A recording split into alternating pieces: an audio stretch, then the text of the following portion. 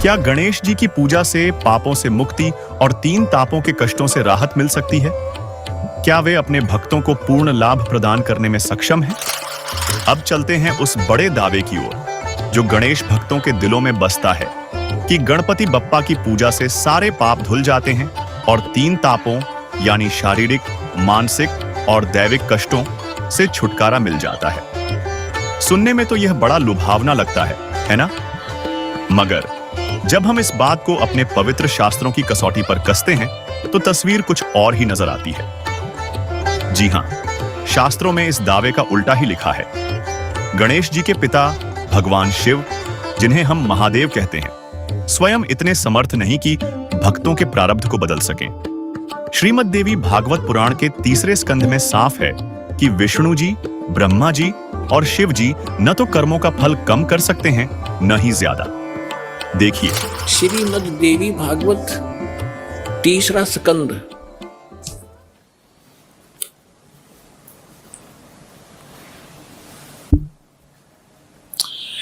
ये गीता प्रेस गोरखपुर से प्रकाशित है। ये देखिएगा, इसके ये सचित्र मोटा टाइप, केवल हिंदी, संपादक हनुमान प्रसाद पोदार, चिमनलाल गोस्वामी। और ये यहां से प्रकाशित है, मुद्रित और प्रकाशित। ये गीता प्रेस गोरखपुर से है। गीता भवन कार्यालय कोलकाता का संस्थान, गीता प्रेस गोरखपुर। इसके 123 पृष्ठ पर ले चलते हैं आपको। बिल्कुल 2 मिनट में सारी कहानी समझ में आ जाएगी। 123 पृष्ठ पे ये 3 स्कंद। भगवान विष्णु अपनी माता दुर्गा की महिमा स्तुति करते हुए, उनकी स्तुति करते हुए बोल रहे हैं, तुम शुद्ध स्वरूपा हो, यह सारा संसार तुम से उद्भासित हो रहा है। मैं ब्रह्मा और शंकर, हम सभी तुम्हारी कृपा से विद्यमान हैं। हमारा आविर्भाव माने जन्म, तिरोभाव माने मृत्यु। हमारा तो जन्म और मृत्यु हुआ करता है, केवल तुम ही नित्य हो, जगत जननी हो, प्रकृति और सनातनी देवी हो। ये प्रकृति शब्द याद रखना कि दुर्गा को प्रकृति भी कहते हैं। जिस समय दास आपको श्रीमद् भगवत गीता में यह सिद्ध करेगा कि ब्रह्मा विष्णु महेश की उत्पत्ति दुर्गा से हुई है और गीता में वर्णित है, उस समय प्रकृति शब्द आपका काम आओगा कि प्रकृति दुर्गा को कहते हैं। गीता के अंदर 2 प्रकृति बताई है। एक तो जड़, जैसे ये अग्नि, वायु, हवा आदि, और एक चेतन ये दुर्गा प्रकृति है। तो इसलिए कहते हैं आप ही प्रकृति हो। और फिर भगवान शंकर क्या कहते हैं, देखिएगा। भगवान शंकर बोले, देवी यदि महाभाग विष्णु तुम्ही से प्रकट हुए हैं, उनके बाद उत्पन्न होने वाले ब्रह्मा भी तुम्हारे बालक हुए, फिर मैं तमोगुणी लीला करने वाला, क्या मैं तमोगुणी लीला करने वाला शंकर क्या तुम्हारी संतान नहीं हुआ? अर्थात मुझे भी उत्पन्न करने वाली तुम ही हो शिवे। संपूर्ण संसार की सृष्टि करने में तुम बड़ी चतुर हो। इस संसार की सृष्टि, स्थिति और संहार में तुम्हारे गुण सदा समर्थ हैं। उन्हीं तीनों गुणों से उत्पन्न हम ब्रह्मा विष्णु एवं शंकर नियमानुसार कार्य में तत्पर रहते हैं। अपने आत्माओं, इस पवित्र पुराण के चंद पंक्तियों ने 4-5 कंसेप्ट क्लियर कर दिए।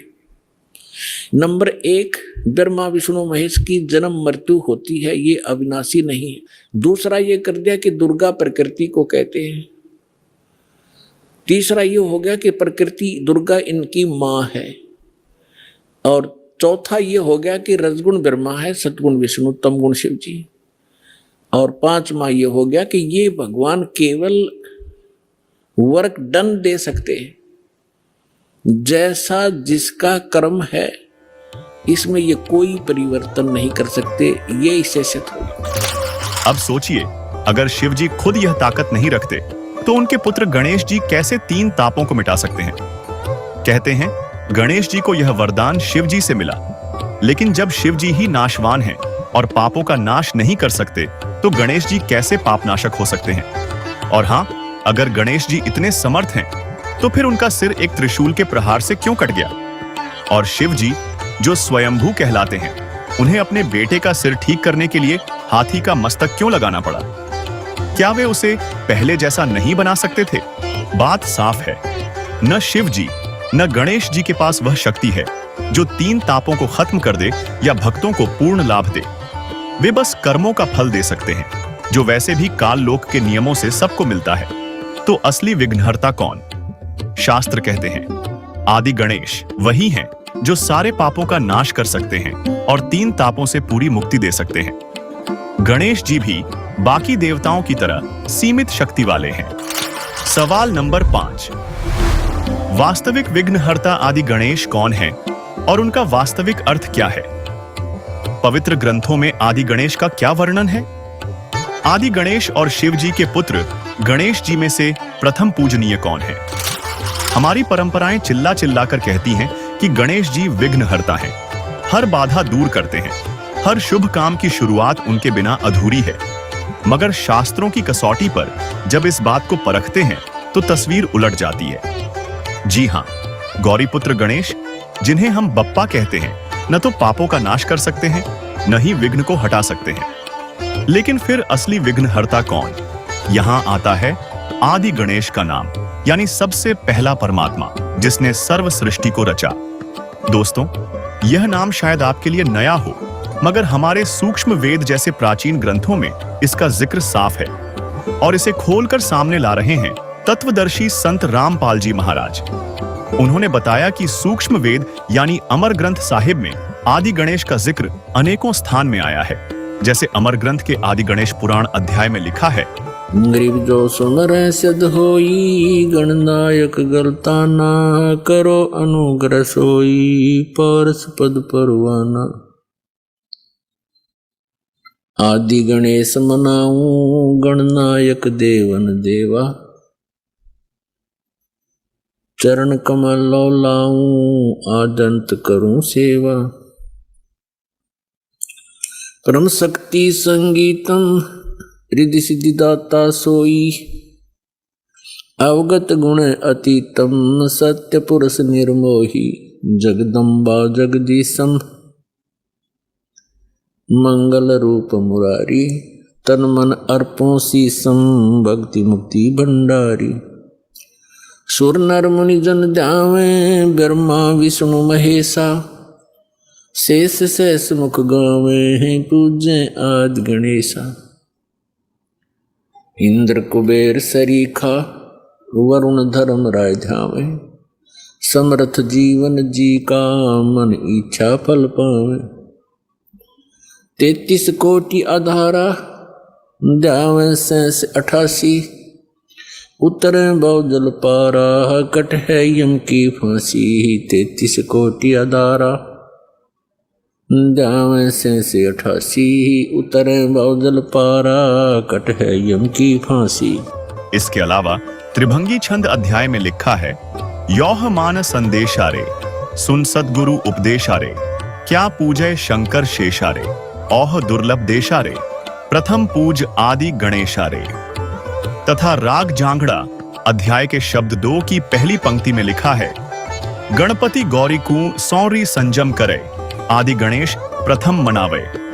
ब्रह्मा और विष्णु शिव की मदद संग ले, अलख जगदीश कबीर के सिर चढ़ावे। दोस्तों, संत रामपाल जी महाराज के मुताबिक आदि गणेश कोई और नहीं बल्कि परमात्मा कबीर साहिब हैं। जैसा कि अमर ग्रंथ साहिब के अध्याय राग जांगड़ा के शब्द 2 की पहली पंक्ति में आपने देखा, जो कि सृष्टि के रचयिता, सभी आत्माओं के पिता और वह शक्ति जो घोर पापों को नष्ट कर जन्म मृत्यु के चक्र से मुक्ति दे सकती है। गणेश का मतलब है गणों का प्रमुख, प्रजा का स्वामी, जो अपनी प्रजा को हर कष्ट से बचाए। तो चलिए अब आपको चारों वेदों से प्रमाण दिखाते हैं, जिससे स्वसिद्ध हो जाएगा कि कबीर साहिब ही वास्तव में सृष्टि के रचयिता, सभी आत्माओं के पिता और घोर पापों को नष्ट कर जन्म मृत्यु के चक्र से मुक्ति दिलाने वाले प्रभु हैं। देखिए, ऋग्वेद मंडल एक सूक्त 1 मंत्र 5 में कहा गया है कि सर्व सृष्टि रचनहार कुल का मालिक कबीरदेव अर्थात कबीर परमात्मा है, जो तेजोमय शरीर युक्त है, जो साधकों के लिए पूजा करने योग्य है, जिसकी प्राप्ति तत्वदर्शी संत के द्वारा बताए वास्तविक भक्ति मार्ग से देव स्वरूप भक्त को होती है। फिर ऋग्वेद मंडल 9 सूक्त 94 मंत्र 3 में वेद ज्ञान दाता ने कहा है कि जो पूर्वोक्त परमात्मा कवियों की भूमिका करके अपना तत्व ज्ञान प्रदान करता है, वह कबीरदेव अर्थात कबीर प्रभु है, जिसकी प्रभुता सर्व ब्रह्मांडों के प्रभुओं पर है। वह सदा एक रस रहता है, अर्थात मरता व जन्मता नहीं है। वह मनुष्य सदृश शरीर से सुशोभित है। वहीं अथर्ववेद कांड 4 अनुवाक 1 मंत्र 7 में लिखा है कि जो परमेश्वर अचल अर्थात वास्तव में अविनाशी सबसे बड़ा स्वामी अर्थात परमेश्वर, आत्मा का आधार, जो पूर्ण मुक्त होकर सतलोक गए हैं, उनको सतलोक ले जाने वाला, सर्व ब्रह्मांडों का रचनहार, काल ब्रह्म की तरह धोखा न देने वाला स्वयं कबीरदेव अर्थात कबीर प्रभु है। यही परमेश्वर सर्व ब्रह्मांडों व प्राणियों को अपनी शब्द शक्ति से उत्पन्न करने के कारण माता भी कहलाता है, तथा पिता तथा भाई भी वास्तव में यही है तथा परमेश्वर भी यही है। इसके अलावा यजुर्वेद अध्याय 40 मंत्र 8 में कहा है कि कबीरदेव अर्थात कबीर परमात्मा महाविद्वान है, जिसका ज्ञान अछेद है, अर्थात उनके ज्ञान को तर्क वितर्क में कोई नहीं काट सकता। वह सर्वप्रथम प्रकट होने वाला, सर्व मनोकामना पूर्ण करने वाला तथा नाना प्रकार के ब्रह्मांडों को रचने वाला, स्वयं प्रकट होने वाला प्रभु है। तथा परमात्मा के आंखों देखे गवाहों की वाणियों को देखें तो संत गरीबदास जी ने कहा है, गरीब अनंत कोटि ब्रह्मांड का एक रति नहीं भार, सतगुरु पुरुष कबीर हैं कुल के सिरजनहार। गरीब परमेश्वर एक कबीर है, दूजा नहीं आधार, दास गरीब सकल सृष्टि का यूं ही सिरजनहार। संत दादू दयाल जी ने कहा है, जिन मोकू निज नाम दिया सोई सतगुरु हमार, दादू दूसरा कोई नहीं कबीर सृजनहार। वही गुरु नानक जी ने कहा है, यक अर्ज गुफ्तम पेश तोदर कून करतार, हक्का कबीर करीम तू बेअब परवरदिगार। उपरोक्त वाणी में श्री नानक जी ने स्पष्ट कर दिया कि हे हक्का कबीर अर्थात सत कबीर, आप कूण करतार यानी शब्द शक्ति से रचना करने वाले शब्द स्वरूपी प्रभु अर्थात सर्व सृष्टि के रचनहार हो। आप ही बेब यानी निर्विकार परवरदिगार यानी सर्व के पालन करता दयालु प्रभु हो। दर्शकों, वेदों और आंखों देखे गवाहों के इन सभी प्रमाणों से स्पष्ट हुआ कि वास्तव में सर्व सृष्टि के रचनहार कबीर परमात्मा हैं, जिन्होंने हम सभी आत्मों को उत्पन्न किया। कबीर जी परमात्मा हैं, जिन्होंने सर्व सृष्टि की रचना की। अब हम उस रहस्य से भी पर्दा उठाने जा रहे हैं जिसे संत रामपाल जी महाराज ने अपने सत्संगों में उजागर किया है, और वह रहस्य है कि कबीर परमात्मा ही पापों का नाश करने वाला है तथा संकटों से हमारी रक्षा करने वाला है। यकीन नहीं होता ना? तो चलिए अब हम अपने पवित्र वेदों में ही देखते हैं कि परमात्मा पाप नाश कर सकता है या नहीं। देखिए यजुर्वेद अध्याय 8 मंत्र 13। दर्शकों, यजुर्वेद अध्याय 8 मंत्र 13 में 6 बार लिखा है कि परमात्मा साधक के घोर पाप का भी नाश कर सकता है। स्वयं पढ़िए यजुर्वेद अध्याय 8 मंत्र 13, जिसमें लिखा है कि वेदों को बोलने वाला ब्रह्म कह रहा है कि हे पूर्ण ब्रह्म, आप सत भक्ति करने वाले भद्र पुरुष संत ऋषि द्वारा किए हुए पाप के क्षमा अर्थात विनाश करने वाले हो। साधारण व्यक्ति के किए हुए पाप के विनाश करने वाले हो। सत भक्ति चाहे पिता करे, उस पिता के किए हुए पाप के विनाश करने वाले हो। शास्त्र अनुकूल साधना चाहे कोई स्वयं करे, उसके अपने किए हुए पाप के विनाश करने वाले हो। और तो और आप पाप के पाप अर्थात घोर पाप के विनाश अर्थात क्षमा करने वाले हो। जो सतभक्ति करने वाला पाप चाहे शिक्षित अर्थात पंडित या अशिक्षित करे, उसके तथा सर्व सतभक्ति स्तुति करने वालों के पाप के विनाश करने वाले हो। जिससे स्पष्ट होता है कि संत रामपाल जी महाराज जी की यह बात सत्य है कि परमात्मा घोर पाप का भी नाश कर देता है। चलिए अब देखते हैं यजुर्वेद अध्याय 5 मंत्र 32 को और जानते हैं कि वह परमात्मा कौन है जो पापों का नाश कर अपने भक्त का जीवन सुखी कर देता है। देखिए दर्शकों, यजुर्वेद अध्याय 5 मंत्र 32 में लिखा है कि जो पूर्ण शांतिदायक है वह पाप का शत्रु अर्थात पाप विनाशक कबीर है। दो स्थानों पर वास करता हुआ दुखदाई काल लोक में रहने वालों के कर्म बंधन का शत्रु अर्थात बंदी छोड़ रक्षा के लिए तुरंत आने वाला है। पवित्र करने वाला वायु के तुल्य है। सभा में अर्थात ओंकार ब्रह्म के 21 ब्रह्मंडों यानी ब्रह्म, ब्रह्मा, विष्णु, शिव तथा देवी देवताओं आदि की सभा है में जैसे चूहों की सभा में बिलाव की तरह शक्तिशाली राजाधिराज अर्थात कुल मालिक है। सर्व ऊर्जा स्रोत परमेश्वर वायु अर्थात प्रत्येक जीव का प्राणाधार है। आकाश के गुण शब्द रूप में अविनाशी है। जगत को त्यागने वाला अंतर्यामी जाना माना अर्थात सर्वविदित है। हवन में आहुति दिए घी का जैसे प्रारूप बदल जाता है अर्थात अधिक लाभदायक हो जाता है, ऐसे भक्ति से भक्त के गुण बदलने वाला स्वयं प्रकाशित सतलोक में रहने वाला है। भावार्थ है कि जो पूर्ण शांतिदायक है वह पाप नाशक परमेश्वर कबीरदेव यानी कबीर साहिब है। वह कर्मों के बंधन में बंधे हुओं के बंधन काटने वाला अर्थात बंदी छोड़ है, जो स्वयं प्रकाशित सतलोक में रहता है। यजुर्वेद के उपरोक्त मंत्र से सिद्ध होता है कि वास्तव में कबीर परमात्मा घोर पाप का भी नाश कर देता, जिससे हम सुखी होकर भक्ति कर सकते हैं। और इससे यह भी स्पष्ट होता है कि संत रामपाल जी महाराज द्वारा बताया जा रहा ज्ञान सत्य है। साथ ही ऋग्वेद मंडल 9 सूक्त 86 मंत्र 26 में लिखा है कि यज्ञ यानी धार्मिक अनुष्ठान अर्थात पूजा करने वाले भक्तों के लिए परमेश्वर सब रास्तों को सुगम करता हुआ उनके कष्टों को समाप्त करता है और साधक के पाप नाश करके शुद्ध करता है।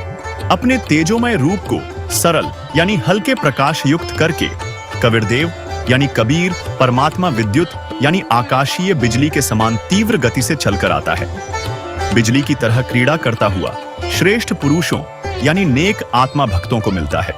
उन्हीं नेक आत्माओं में से एक संत गरीबदास जी ने अपने सामने धर्मराज व कबीर परमात्मा के मध्य हुई वार्ता में बताया है। सुनिए। यहाँ क्या बता रहे हैं कि परमात्मा जब ऊपर लेकर गए गरीबदास जी को, तो परमेश्वर के शरीर से वहां जब उसने देखा ऐसी चमक थी और धर्मराज अपने सिंहासन पर विराजमान था, न्यायाधीश। परमात्मा वहां प्रवेश किया, एकदम वो कुर्सी छोड़ कर खड़ा हो गया, सिंहासन छोड़कर, और ऐसे जैसे एक उच्च अधिकारी के सामने बहुत निम्न सत्र का अधिकारी करबद्ध होकर के सावधान हो जाता है और वो डांट लगाता है। उच्च अधिकारी छोटे अधिकारी को अपना आदेश देता है अपनी लैंग्वेज में, और वो सब स्वीकार्य करता है, जो एक शिष्टाचार होता है। तो क्या कहते हैं, धर्मराज दरबार में देई कबीर तलाक, मेरे भूले चूके हंस को तू पकड़िए मत कजाक। जिस धर्मराज के सामने ब्रह्मा विष्णु महेश की हिम्मत नहीं जाके को अपशब्द बोल दे, ये तो आप यही देख लो, अपने चीफ जस्टिस के सामने प्रधानमंत्री की हिम्मत नहीं उसको जाके कुछ, वहाँ प्रधानमंत्री के सामने भी सिंहासन नहीं छोड़ेगा चीफ जस्टिस। हाँ, राष्ट्रपति जब जाएगा उसने पद छोड़ना पड़ेगा राष्ट्रपति के लिए। हमारे राष्ट्रपति इतने सर्वमान्य होते। इसी प्रकार जब धर्मराज ने देखा कि राष्ट्रपति आगे यानी पूरी विश्व के मालिक एकदम कुर्सी छोड़कर खड़े हो गए, परमात्मा क्या कहने लगे, धर्मराज दरबार में देई कबीर तलाक, मेरे भूले चूके हंस को तू पकड़िए मत कजाक। कि मेरा हंस और गलती से नाम भी त्याग दिया हो, गलती से ना जान रहा हो, जानबूझ कर बकवाद करे, उसका तो माफी है नहीं। और किसी कारण से भी आपको ने नाम ले रखा है और आपका ना जान रहा, फिर छोड़ छाड़ गए कुछ दिन, तो जब आपकी मृत्यु होगी तो परमात्मा कहते हैं आपको वहाँ ले जाया जाएगा धर्मराज के पास। तो क्या कहते हैं, आपने जो 2-4 साल भक्ति कर ली, 2-4 वर्ष संत दास के यथार्थ नाम की, तो इन सभी मंत्रों का जो जाप आप कर रहे हो शरीर के अंदर, ब्रह्मा जी, विष्णु जी, शिव जी, गणेश जी, दुर्गा जी का, इनकी बहुत सी भक्ति संग्रहित हो जाती है, क्योंकि ये बहुत गजब का मंत्र है। इसके आधार से फिर आपको कोई किसी को विष्णु जी के लोक में कुछ दिन जाना पड़ेगा, वहाँ पर पुण्य खत्म करोगे, फिर वहाँ से पुण्य खत्म होते ही आपको ब्रह्मा जी के लोक में भेज देंगे, वहाँ देवता बन करोगे, फिर विष्णु जी के लोक में, फिर शिव जी के लोक में, अपनी सारी पूंजी नाश करके और फिर नरक लोक में। अब परमात्मा कहते हैं, तो वहाँ जब धर्मदास जी को परमात्मा धर्मराज के दरबार में धमका रहे थे कि मेरे भूले चूके हंस को भी तो पकड़िए मत कजाक, खबरदार मेरे हंस को तूने, जिसने न्यू कह दिया कि मैं कबीर साहब का उपदेश ले रखा था, और आपको पता ही होगा वो कौन सा नाम जाप कर रहा है, उसकी भक्ति से पता लग जाएगा, तो उसको पकड़ना नहीं। फिर क्या कहता धर्मराज, क्या कहते हैं, बोले पुरुष कबीर से धर्मराय कर जोड़े, तुमरे हंस को पकड़ूं नहीं मन 2 लाख करोड़े। ने बोला जी आपके हंस न मैं नहीं पकड़ सकता, मैंने दोहाई है, लाख करोड़ दवाई। फिर क्या बताता, अपनी व्यवस्था, अपनी मजबूरी बता रहा है कि यहाँ का विधान है, जैसा कर्म जिसने किया है वो भोगना पड़ेगा। अब मेरे वो कागजों में होगा, तो यहाँ तो परमात्मा इस लिखत का हिसाब चलता है, जैसने जैसा कर्म किया वो भोगना पड़ेगा। आपकी शरण माने से पहले उस प्राणी ने जो आपसे बिछुड़ गया, उसके पाप भी होंगे पुण्य भी होंगे, तो मुझे तो दोनों का ही दंड देना पड़ेगा। तो परमात्मा क्या कहते हैं, धर्मधारी जारी नरा और भांग तमाकू खाई। यानी पहले कितनी गलती कर रखी है इसने, मद आहारी शराब पीने वाले, यानी और भी बहुत सी गलतियां जो कर दी हों, तमाकू भांग खाते हों, और पर्दा राग पर घर तकें, दूसरे की पत्नी में पूरी नीयत रखते हैं, दूसरे के घर को तकते हैं, यानी चोरी दाव लगाते हैं, उनको पकड़ूं के नहीं। आपकी शरण माने से पहले जिन्होंने जो गलतियां ये कर रखी हैं दाता, उनको पकड़ूं के नहीं। मदहारी जारी नरा जो भांग तमाकू खाही, पर दारा पर घर तकें जिनको लो अकनाही। धर्मराय विनती करे सुनियो पुरुष कबीर, हे भगवान कबीर सुनियो, जिनको तो पकड़ने पड़ेंगे और जड़नी पड़े जंजीर। अब परमात्मा क्या कहते हैं, कर्मों से तीरथ हैं अब हैं जो शरण कबीर, जिनको निश्चय मारे हूं और काटो बल तकसीर। यानी परमात्मा क्या कहते हैं, पहले किए सो बकस हूँ आगे करे ना कोई, गरीबदास कबीर कहे धर्मराय सो नाम रटे मम सोई। ये कर्म वरम ब्रह्मंड के मैं पल में करहूँ नेश, जिन हमरी 2 ही दी सो करो हमारे पेश। अपने आत्माओं अध्यात्म ज्ञान का तभी छींट भी नहीं थी अपने पास। इस जैसे आप देखते हो प्रत्येक देश में, प्रत्येक देश का एक राजदूत भवन होता है, ऐसे ही परमात्मा ने प्रत्येक ब्रह्मांड में अपना एक राजदूत भवन बना रखा है।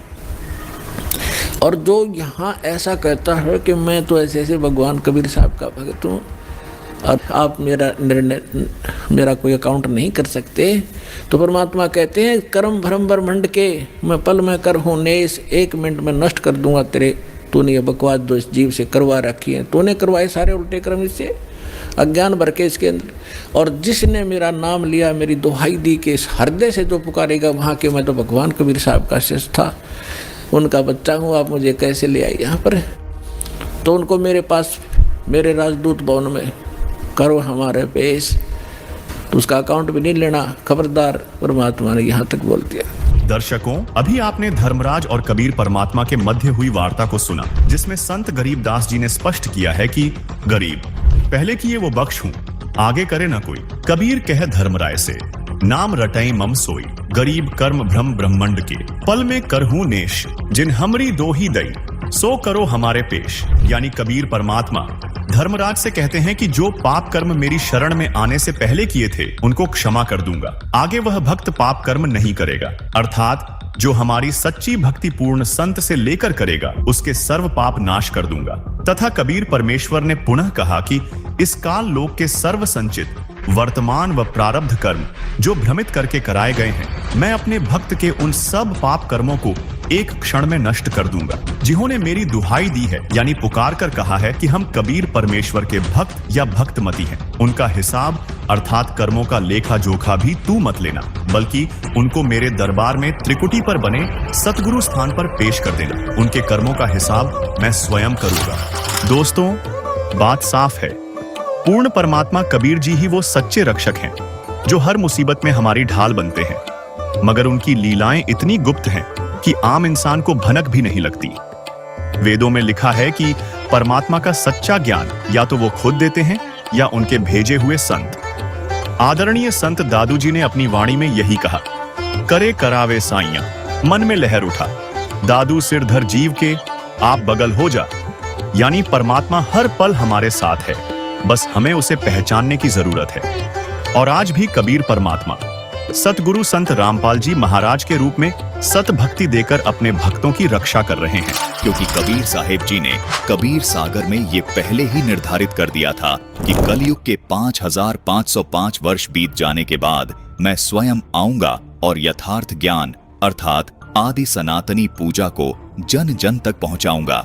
दर्शकों, जैसा कबीर जी ने कहा था कि कलयुग 5505 वर्ष बीत जाने के बाद मैं स्वयं आऊंगा तथा यथार्थ भक्ति मार्ग जन जन तक पहुंचाऊंगा। दर्शकों, कबीर जी की पूर्ण झलक संत रामपाल जी महाराज में देखने को मिल रही है। मम संत मुझे जान मेरा ही स्वरूपम, ये मत सोचना कि मैं ही आऊंगा, ये दास उसी का स्वरूप भेज रखा है, यानी अपना कुत्ता भेज रखा है, इसको कबीर परमात्मा ही जानो। इसमें श्रद्धालुओं को तनिक भी शंका नहीं करनी चाहिए कि संत रामपाल जी महाराज के रूप में स्वयं कबीर परमात्मा ही लीला कर रहे हैं। जिस प्रकार आज से 600 वर्ष पहले कबीर जी के ज्ञान को उस समय के तथाकथित विद्वानों ने स्वीकार नहीं किया था, उन्होंने कबीर जी का विरोध किया था, ठीक वैसी ही स्थिति आज संत रामपाल जी महाराज के साथ देखने को मिल रही है। कबीर जी जिस तरह निर्भीक और बेपरवाह अपने आध्यात्मिक ज्ञान को जन जन तक पहुंचा रहे थे, ठीक वैसे ही संत रामपाल जी महाराज कबीर परमात्मा के स्वरूप अपने द्वारा 600 वर्ष पहले शुरू किए जन कल्याण के मिशन को निरंतर आगे बढ़ा रहे हैं। दर्शकों, जो अद्भुत और प्रमाणित ज्ञान संत रामपाल जी महाराज ने उजागर किया है, वो केवल कबीर परमेश्वर ही कर सकते हैं। ये आपकी श्रद्धा और विवेक पर निर्भर करता है कि आप संत रामपाल जी महाराज को कबीर जी द्वारा भेजे गए परम संत के तौर पर देखते हैं या कबीर जी के रूप में। लेकिन ये बात स्पष्ट है कि दोनों ही सूरत में मानव का कल्याण हो रहा है। मगर गौरी पुत्र गणेश की शक्ति सीमित है, जबकि आदि गणेश यानी कबीर साहिब वह पूर्ण शक्ति है जो साधक के पाप नष्ट कर काल के बंधनों से आजाद कराते हैं, सुख, शांति और मोक्ष देते हैं। अब जरा गौरी पुत्र गणेश की उस स्तुति पर गौर करें जो भक्त बड़े जोश में गाते हैं। अंधन को आंख देत, कोढ़िन को काया, बांझन को पुत्र देत, निर्धन को माया। सुनने में तो गजब लगता है, मगर शास्त्रों से सिद्ध हो चुका है कि गणेश जी नाशवान हैं, वे सिर्फ कर्मों का फल दे सकते हैं। लेकिन यह स्तुति असल में आदि गणेश यानी कबीर साहिब पर फिट बैठती है, जो साधकों के घोर पाप नष्ट करने में समर्थ हैं। अगर गणेश जी इतने ताकतवर होते तो उनका सिर क्यों कटा और शिव जी को हाथी का सिर क्यों जोड़ना पड़ा? साफ है, न शिव जी न गणेश जी के पास वह शक्ति है। तो प्रथम पूजनीय कौन? आदि गणेश यानी कबीर साहिब, जो अनादिकाल से हैं और हर शुभ कार्य की शुरुआत में सच्चे विघ्नहर्ता के रूप में पूजे जाने चाहिए। तो दोस्तों, इस गणेशोत्सव में हमने देखा कि गणेश चतुर्थी की सारी रस्में, मूर्ति पूजा, विसर्जन शास्त्रों में कहीं नहीं। ये मनमानी परंपराएं हैं जो न पाप मिटाती हैं न मोक्ष देती हैं। असली विघ्नहर्ता आदि गणेश कबीर साहिब हैं, जिनकी भक्ति से सारे कष्ट मिटते हैं और सच्चा मोक्ष मिलता है। और इस भक्ति का मार्ग दिखा रहे हैं तत्वदर्शी संत रामपाल जी महाराज। तो अब वक्त है कि हम इन रूढ़ियों को छोड़ें और शास्त्रानुसार सतभक्ति अपनाएं, ताकि हमारा मानव जीवन सचमुच सफल हो।